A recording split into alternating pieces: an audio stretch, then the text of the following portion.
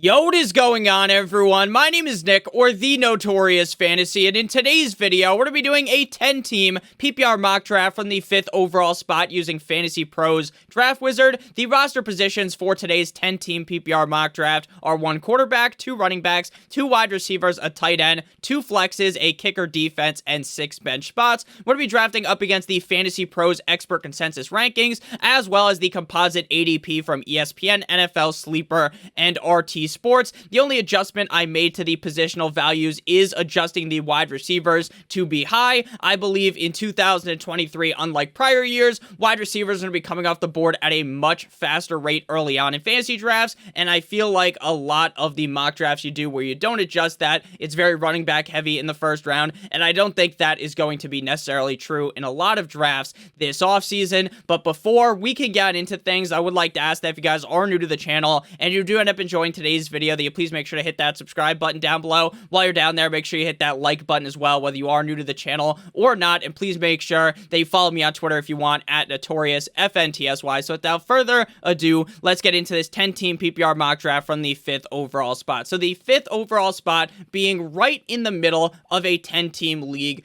really puts into question how I want to implement my strategy, because I've talked about this a ton on my channel. In 10-team leagues, I genuinely believe getting one of those elite tight ends, more specifically Travis Kelce, is the skeleton key to success in a 10-team league, because in 10-team leagues, basically every single team is going to be stacked. You could be drafting with people who aren't even all that great at fantasy football, but because there are only 10 teams, it is very hard to completely mess things up, right? You are going to be going week in and week out up against these incredibly tough teams. And the way you get the edge up on those teams in a 10-team league is by having that elite tight end, having that elite quarterback, potentially like Jaylen Hurts, or maybe getting one of those guys that you think has the upside to be the quarterback one, like in my opinion, Lamar Jackson or Justin Fields. I really do think getting those onesie positions shored up and having those elite players could really help you in winning your 10-team league. Now, can you win without Travis Kelce? Of course, but I really do like Travis Kelce in the first round of 10-team drafts. But the dilemma here is we're at pick 5. McCaffrey, Jefferson, Chase, and Eckler are off the board.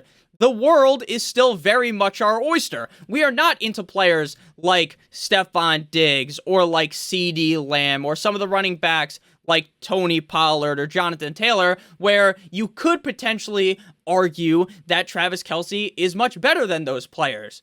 Where we're sitting right now, there are 2 wide receivers available that I think could be the number 1 wide receiver and could be crucial in us taking down this league. So again, while normally I preach going Travis Kelce in the first round of these 10-team leagues, I simply can't do it at pick 5. This is the earliest I would do it. I would consider doing it at pick 5, but I'm not going to do it in this mock draft. We are going to go with Cooper Kupp this time. I think you can have a debate between Cooper Kupp and Tyreek Hill. I think these guys are both going to be target monsters. I think people are sleeping on Cooper Kupp because he didn't complete last season, but he was the wide receiver number 1 in points per game. I think he's going to have a huge season this year with Matthew Stafford, and I feel very confident in that. He is an incredibly safe pick with a load of upside. So Travis Kelce comes off the board in the first round, which we just knew was going to happen, right? It was highly unlikely that we do this mock draft and magically Kelce falls to us in the second round, because a lot of people realize exactly what I realized, that the tight end is more important, in my opinion, that elite tight end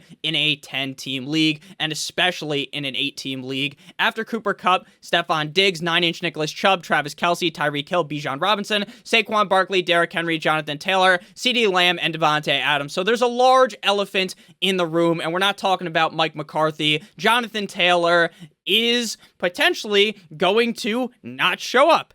They have placed Jonathan Taylor on a list for the team to where if he doesn't show up, because he has not actually done his weigh-in, that workout, the physical that you have to do to enter the season. So realistically, even though Jonathan Taylor wants a trade, the Colts can just grab him by the nuts and hold him there and not fucking pay him.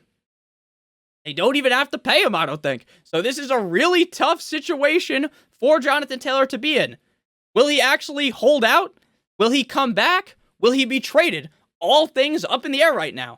If I'm Jonathan Taylor, I'm probably just playing because I want all the money that Jonathan Taylor makes, but I get why he would want to hold out, right? What Irsay said was fucked up. I understand that this actually happened. The trade request happened before what Irsay said, but still, I don't know, man. This is a very tough situation. Right now, I do declare that Jonathan Taylor is a straight up full fade right now.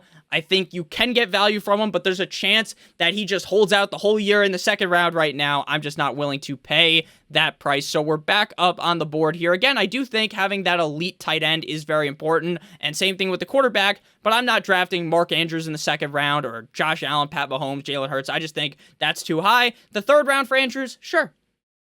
The third round for Hurts, my QB1, sure. Second round, pick 6.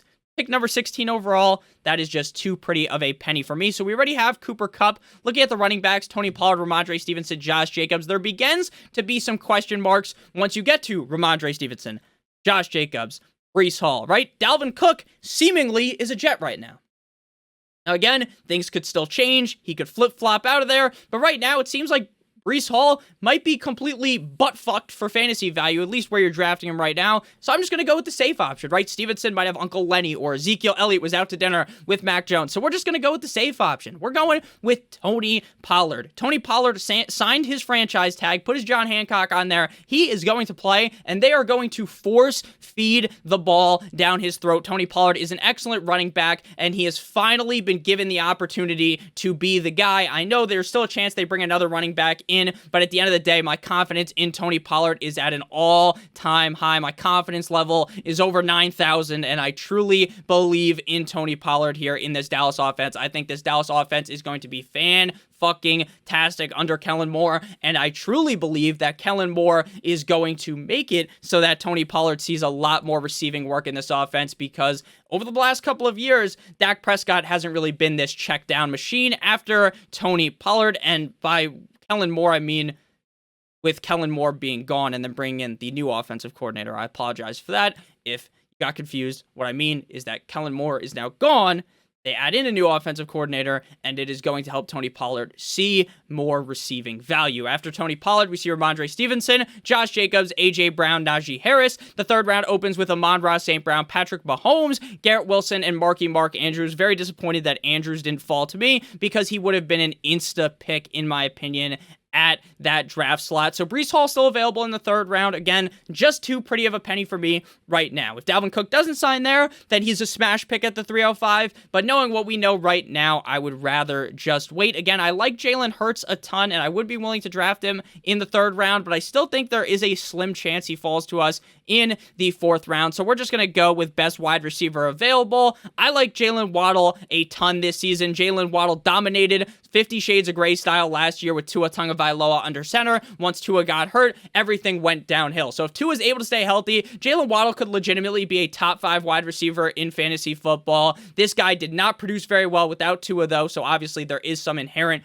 risk in that. I think Tua is going to be able to stay healthy. I don't think he's going to get concussed 7,000 times again in 2023. If you wanted to go with T. Higgins, Chris Olave, Devontae Smith, I wouldn't debate too much with you, but I definitely prefer Jaylen Waddle over those guys, and I think this Miami Dolphins offense is going to be scoring so many points game in and game out. I think this is going to be a top 5 offense in the National Football League in terms of points scored. After Jaylen Waddle, we see TJ Hawkinson, Chris Olave, Josh Allen, Jalen Hurts, and that hurts because the quarterbacks that I kind of wanted are gone, but again, not panicking. Breece Hall, Devontae Smith, Travis Etienne, T. Higgins, DK Metcalf, and Ron Jones. So we are back up on the board here. We got Tony Pollard, Cooper Kupp, as well as Jaylen Waddle. So I like Mixon probably more than most. I love Jahmyr Gibbs as well, but the wide receivers that are available are still just so amazing. I'm going to be releasing my wide receiver updated top 24 in the next couple of days, so make sure you guys stay tuned for that. I previously had Amari Cooper ranked the highest out of all of these guys, but now I am leaning with Calvin Ridley. I think Calvin Ridley is a must-have wide receiver, must-draft wide receiver this season with legitimate league winner upside. I get that he is definitely a risk. If you're someone that wants to be completely risk-averse in the first 4 rounds, then you may not want to draft Calvin Ridley, because there's a chance that maybe it takes some time for him to adapt to being back in the National Football League, right? Maybe it takes some games for him to get his metaphorical feet wet, right? I don't think that's going to happen. I've seen a lot of clips out of training camp. This guy's running silky, smooth routes.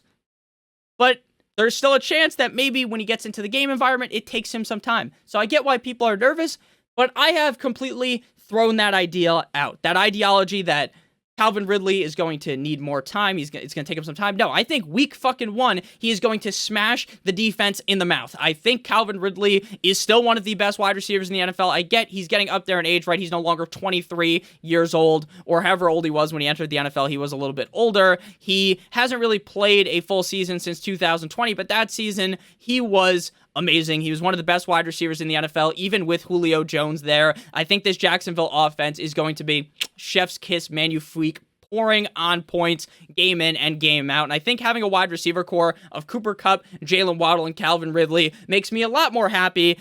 Considering I wasn't able to get Travis Kelce right, I'm still all good with that. Technically, I still could have drafted Travis Kelce. Just for me, with the 5th pick, I just don't want to do that. After Calvin Ridley, Miles Sanders, Kenneth Walker, Jahmyr Gibbs, Keenan Allen, Joe Mixon, Deebo Samuel, Joe Shiesty, and DJ Moore. So Keenan Allen is a guy that I am very interested about because I think a lot of people are nervous about Keenan Allen.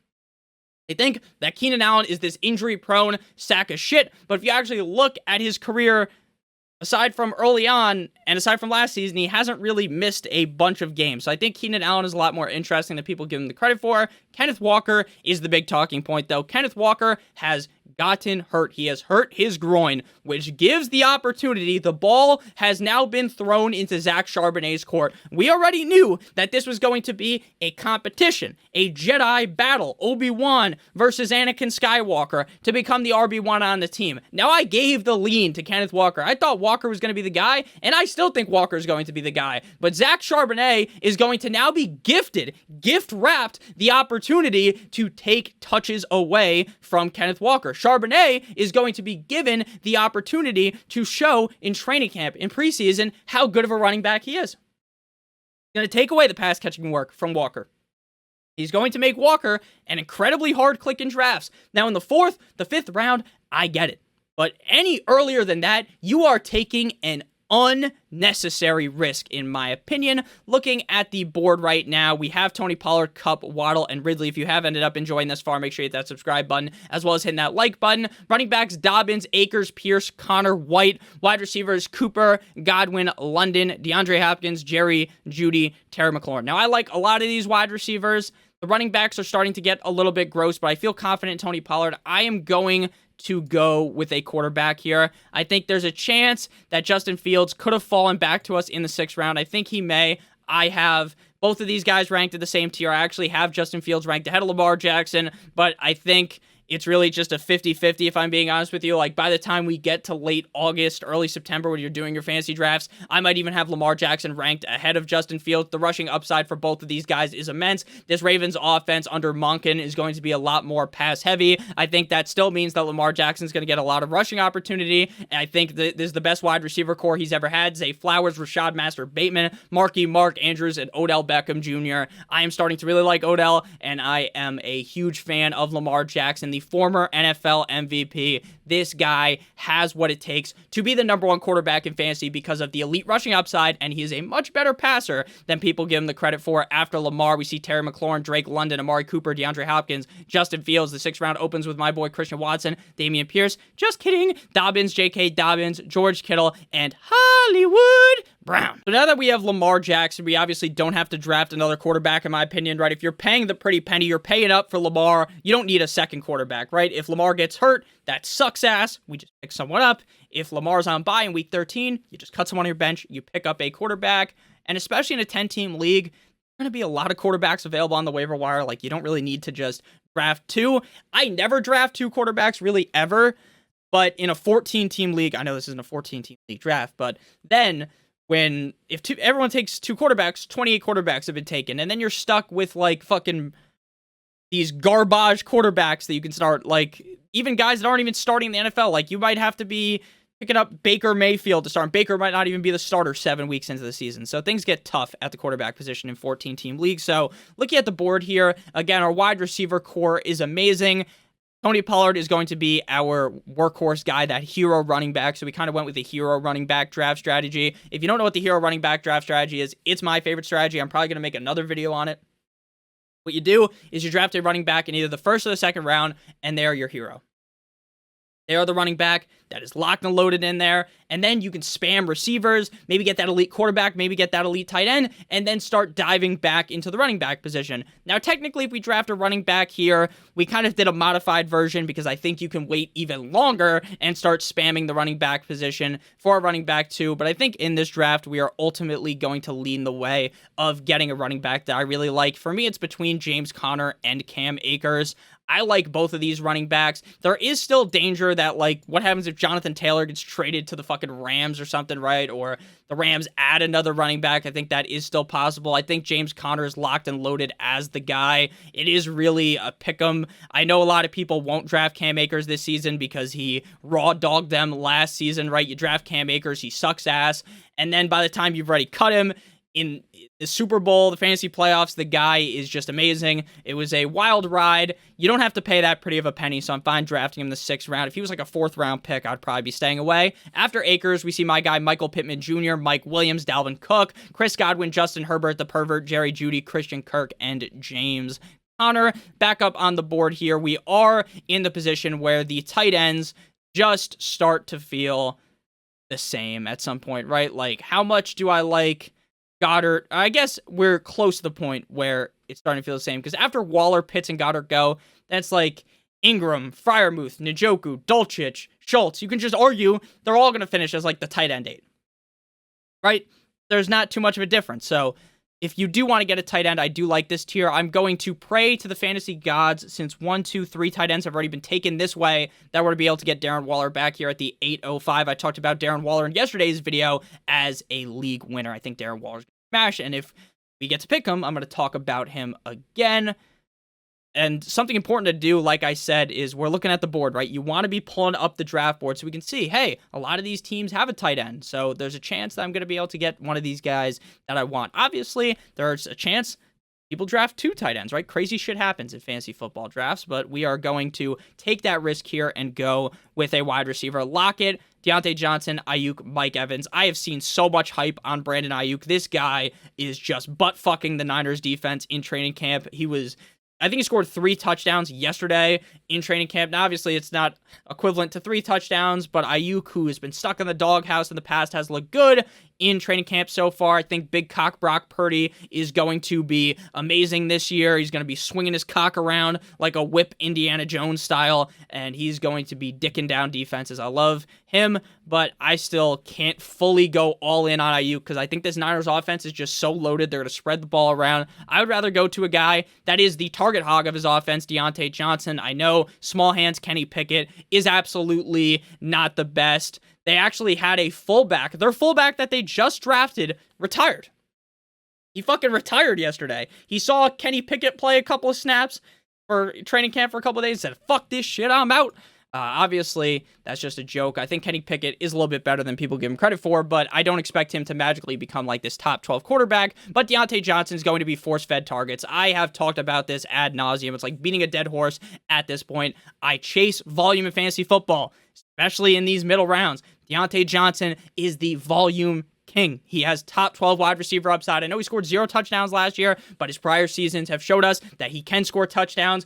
This Steelers offense, I expect to be better. The offensive line, I expect to be better. I think DJ is a straight up Hulk certified smash. After Deontay Johnson, Rashad with 2 A's, White, Alexander Madison, Brandon Ayuk, Mike Evans, Tyler Lockett in my pocket. Skirt, George Pickens opens the 8th, Brandon Cooks, DeAndre Swift, Deshaun Watson, and Danny Dimes. So we are going to be able to get a tight end here. Had Waller, Pitts, and Goddard be gone, I definitely wouldn't have taken a tight end. I love Waller, but we're going to go with Pitts this time.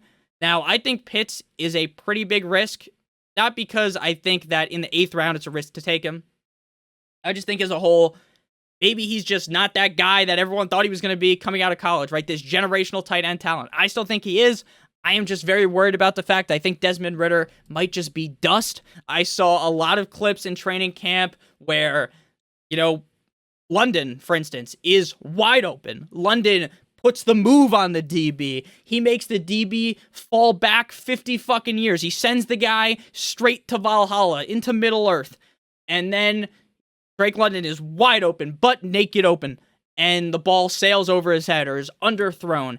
I get that this can be fixed, so I'm not fully panicking yet, but I'm starting to worry about the skill that Kyle Pitts' quarterback has. I think if Kyle Pitts was just on any other offense with a quarterback that wasn't a complete dope, Kyle Pitts might be like the tight end 3 off the board. So looking here, our team, we filled out our whole roster besides our defense and kicker. Not normally something that I normally look to do, but that's just kind of how the draft fell. Again, I think when you enter your fantasy football draft, you shouldn't just be thinking, I need to draft a running back in the first round, or running back in the 5th round, this kind of thing, right? Don't put yourself in a box.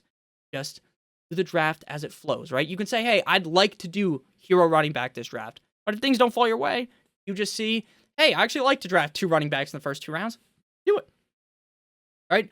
Don't just let your prior thoughts about the draft throw you in a box, because then you start reaching on picks, and it really will end up sinking your team. So our team, again, Lamar, Pollard, Akers, Kupp, Waddle, Pitts, Ridley, and Deontay Johnson. After with Pitts, Trevor Lawrence, Treylon Burks, Kadarius Toney, the worst pick in this draft so far. Javonte Williams, Isaiah Pacheco. Williams kind of moving up boards pretty rapidly. Seems like he's going to be a lot more healthy than people thought. Isaiah Pacheco, Jahan Dotson, Jordan Addison Ray, and Rashad Master Bateman. So in this position where we are just loaded at wide receiver, and again, I like Cam Akers, but I'm not fully saying there's no way that he can bust, right? There's a very easy way he can bust, right? The Rams offense just sucks donkey cock. So we're going to go with Montgomery here. Montgomery is on an offense that is just through the roof, right? To the moon. This is an offense that I expect to be explosive. The NFL expects them to be explosive. I've talked about this a bunch. They're playing the fucking Chiefs in week 1. The first game of the NFL season, right? All the hype, all the hype was on the Rams. The Bills entering into last season,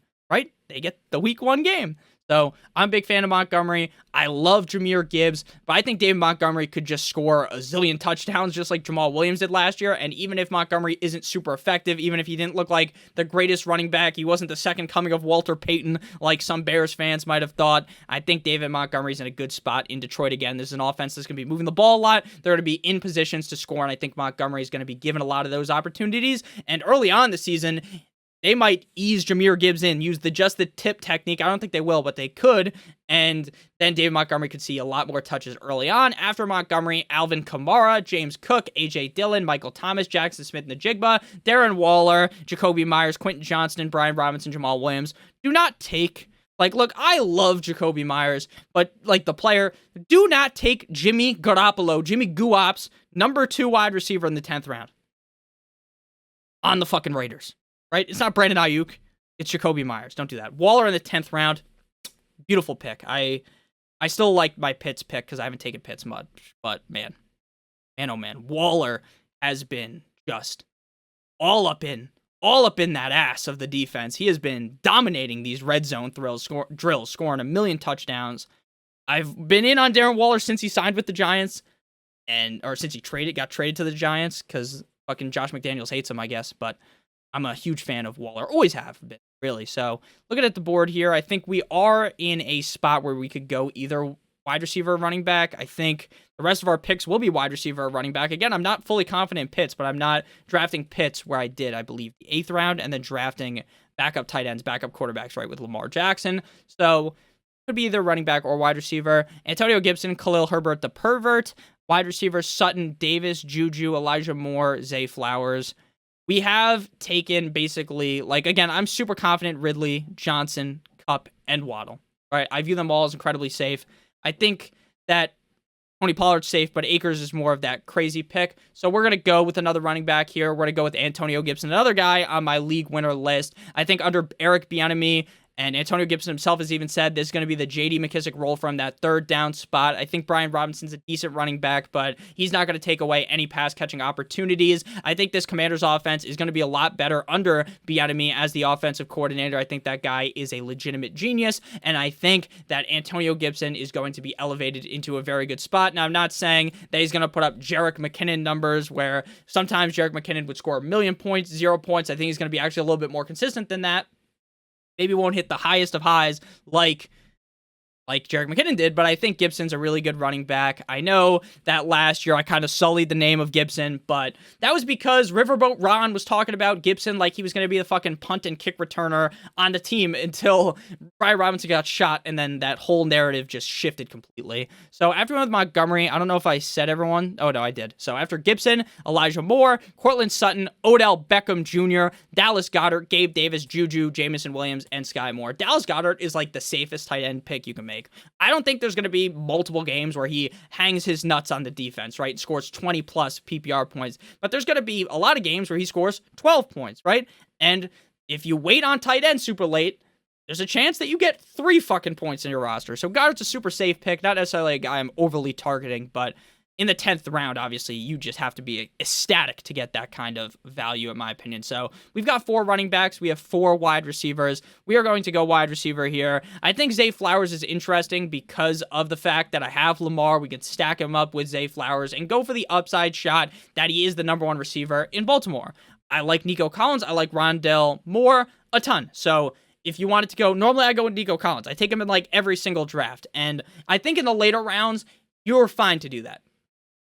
I know I preach a lot. You got to diversify your teams, right? So in the first couple of rounds, if you're in the 10-team league pick 5, you don't want to take, I took Cooper Kupp there. You don't want to take Cooper Kupp every time. You want to take Cooper Kupp sometimes. You want to maybe take Bijan. You might want to take Kelsey, right? If you're doing 10 drafts.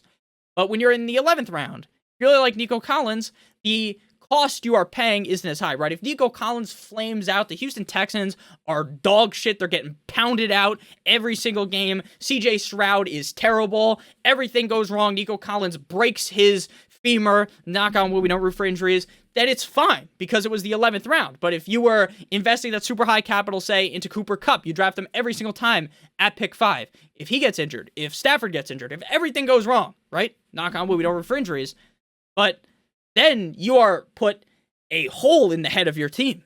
Your team is dead on arrival once that happens. It will sink every single team instead of just one. So that's kind of my philosophy on that. We're going to go with Zay Flowers, though. Interesting pick. Could take some time for him to work things out. Obviously, he is a rookie. So when you have Ridley, Johnson, Kupp, Waddle, you are afforded that wait, right? You're fine waiting because you're playing those guys basically every single week, unless there's an injury, obviously. So after Flowers, Khalil Herbert, Rashad Penny, Samaj P. Ryan, DJ, Chark, baby Chark, the Niners defense, Zach Charbonnet, Rondale Moore, Alan Lazard, Evan Ingram, and Devin Singletary. So we're back up on the board here. Do not take a defense or a kicker until the last 2 picks of the draft. Take a defense. I know, Nick, the 49ers defense is fucking amazing. I agree. I love the 49ers defense, right? Probably the best defense in the National Football League. But when you're drafting the 49ers defense, you don't want to be doing it that early.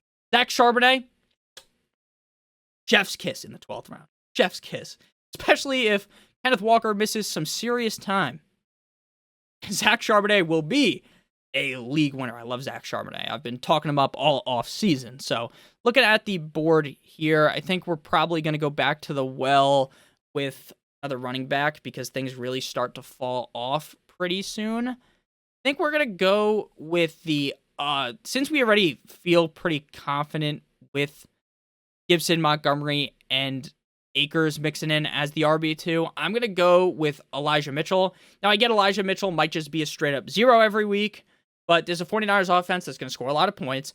Going to be games where Mitchell is mixed in as the running back 1 on the goal line. He sneaks one in. He vultures McCaffrey. And if something happens to McCaffrey, Elijah Mitchell might be a top 5 running back in your rankings. So I'm going with Elijah Mitchell here. I haven't talked too much about Elijah Mitchell, but he is one of the best handcuffs in the National Football League just because the situation he's in. Obviously, it's a great offense, and the head coach, Kyle Shanahan, is a run game guru. After Elijah Mitchell, Geno Smith, Adam Thielen, Tyler, Boyd, Pat Frymuth, Nico Collins, David Njoku, Dalton Kincaid, Jaylen Warren. I'm starting to get more in on Dalton Kincaid, but I really just think you are asking so much for a rookie tight end to be super dominant in their first year. You're asking for him to just surpass Dawson Knox, who they paid last year. I get they traded up for Kincaid. I think they did. Or they at least drafted him in the first fucking round. They want him. But I don't know. I think people are trying to galaxy brain themselves into. Again, we don't need another quarterback and our tight end because we paid up so heavily for them. I'm starting to like Darnell Mooney a ton. I think that this Bears offense is going to be throwing the ball a lot more than most people think. I think Darnell Mooney was unsuccessful last year, mostly because he just isn't the build of a guy that's a number one receiver. He's not fucking Randy Moss. He's not Jamar Chase, Justin Jefferson. He's not this number one target monger where the defense just is shaking in their boots when they see them, right? When they see Darnell Mooney, they're not doing that. But now with Wiki DJ Moore there, I think the defense is going to be more concerned with him, thus opening the door for Mooney, and I think Fields is a much better passer than people give him credit for. There are still other options I like here, so I don't think you're really locked into Mooney. If you didn't like Mooney, I don't really want to draft Zay Jones, the number 3 receiver, the Jags offense. But obviously if something happened to fucking Ridley or Zay Jones, or not Zay Jones, or Christian Kirk, you are legitimately drafting a top 24 guy probably weekly in my rankings in the 13th round. Romeo Dobbs, I like a decent amount, but we're going to go with Darnell Mooney. I really started to talk myself into him. And again, even though, look, maybe I'll be wrong, right? And the Bears are still running the ball at a super high clip, and maybe Justin Fields isn't as good of a passer as he was in college. I was just wrong. Maybe Darnell Mooney just sucks, right? But again, it's the 13th round. The opportunity, like the cost you're paying, it's fine, right, to take these shots, in my opinion. Again, especially when you have the receiver core that we have, I don't think that I'm fiending to just have this super safe option at wide receiver on my bench. So after Darnell Mooney, Dickie Dak Prescott, my boy AR-15, Anthony Richardson, Devin 2 Chains, Dalton Schultz, Cole Kmet, Jerick McKinnon, Jeff Wilson Jr., Jonathan Mingo, that guy sounds like a porn star, that name, Damian Harris, and Zay Jones. Sounds like the guy that would pork Leonard the Plug, Adam 22's wife. Shout out to Adam 22. Noted cuck. So we're back up on the board here. Could go running back, could go receiver. Really could go either way here. Probably just going to go running back because, again, Akers is kind of up in the air. If the Dolphins don't bring in another running back, I think Mostert or Jeff Wilson or A-Chain are going to be really good, and I'm just going to sprinkle them on every team, right? Draft a different one on every team. Might be frustrating week in, week out, knowing which one to start, but if an injury happens or if one of them carves out that role, cements themselves as the guy, then you are going to be ecstatic with that move again, with especially how good this Dolphins offense is going to be. So I'm going to go with Raheem, the Dream Mostert. So that completes our team, kind of, right? We got all the normal players, and you got to draft a defense and a kicker. Kickers are people too, but at the end of the day, I'm not breaking down which kicker I pick. Raheem Mostert, Algier, Foreman, Andre Miller, Kenny Gainwell, Cowboys defense, Eagles defense, Justin Tucker, the fucker, the Jets. We are going to go with our kicker first. I think it's more important to draft the kicker on here because the defenses always go first. So best kicker available is Bass. We are going to go with Bucker instead. It's like a coin flip between all those guys in tier 1. And then we are going to go defense. I'll just name off the regular players that have been picked. Shout out to my boy, my old bitch lame, but my Young Hoku, Cordell Patterson on the team of Young Hoku got picked. We're going to go defense. Again, the strategy for defense is you're not just drafting the best defense, right? It doesn't matter. It really doesn't matter. You're drafting the defense that is playing the worst offense week 1, right? So we're going to check. Who are the Broncos playing week 1? Off the top of my head, I don't know. The Raiders, Jimmy G. Broncos have a good defense. That could be a good spot. The Chiefs, they're playing the Lions. That is scary. Steelers, they're playing up against the Niners. That is scary. The Saints, they get the Titans. That's a solid matchup. There's another one that I really like. The Commanders. They are playing up against the Cardinals. And fucking some scrub quarterback while Kyler Murray, Colt McCoy, Colt 45, and 2 zigzags, or Clayton Tune. Like, that's just a great defense to get. So we're going to go with the Washington left hands up. Who are we? The Commanders. So we get an 81 out of 100. Laughable grade by Fantasy Pros. I don't know how you can look at this team and be like, this is an 81. I don't know. All right? To me, this is like an amazing team. So I don't get that. So our team, it is what it is, right? This is something I also preach even after you do your regular fantasy draft, right? You're on Yahoo, ESPN, NFL, right? Where they send you a draft grade in your email, you open it, and it tells you that your team sucks rotten cock, right? It says your team's terrible. Don't worry about that because it really just kind of bases that off of ADP, right? So if you're just taking the top guy value, if the computer auto-drafted for you, you'd get an A. Get that top grade because taking who they want off the board based on their rankings. It makes sense. I get it. If you're drafting slightly off the board, if you're reaching on certain guys, then you're going to get a worse grade. But I don't worry too much about the grade. So B-, we got Lamar, We got Tony as our quarterback. Our running backs are Tony Pollard, Cam Akers. Our receivers are Cooper Kupp, Jaylen Waddle away, Waddle. Till the very next day, Kyle Pitts is our tight end. Our flexes, no flex, zone. Calvin Ridley, Deontay Johnson, Commanders defense, Harrison Butker. Our bench is Montgomery, Gibson, Flowers, Mitchell. Here comes the Mooney. And Mosterts. Thank you guys all so much for watching. If you did end up enjoying, make sure you hit that subscribe button down below as well as hitting that like button. It would help me out a ton. It is almost July. We are almost in where fantasy football is just encompassing everything. I am on vacation right now as you're watching this, so there won't be 2 videos every single day, but once I get back from vacation on the 3rd, so the 4th, I believe, and on, or maybe the 5th on, depending on how I feel when I get back. Probably going to be sunburnt because I'm fucking pale as Casper the Ghost. I will be back to 2 videos every day, a mock draft and a normal video. Sometimes maybe even 3 videos if I'm feeling spicy. I love you guys all. Hope you have a great rest of your guys' day. Again, hit that like button, hit that subscribe button down below if you are new. Love you guys all. Have a good one. Goodbye.